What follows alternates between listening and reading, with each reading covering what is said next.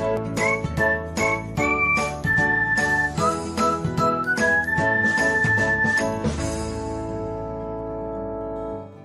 everyone, welcome back to another episode of Technologyglance. Today, in this video, I am going to guide you through how you can unrestrict the ID on Messenger.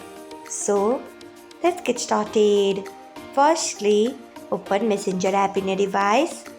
Then tap on three lines icon. Next, tap on settings. Then scroll until you find privacy and safety. Then tap on it. After that, you can see the option of restricted accounts. Tap on it. Then find the ID which you want to unrestrict. Next, tap on it.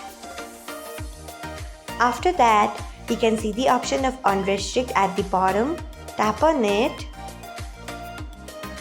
So, this is how you can unrestrict the ID on Messenger. Thanks for watching.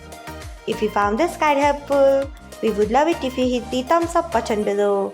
We upload great new tech tutorials like this one every day.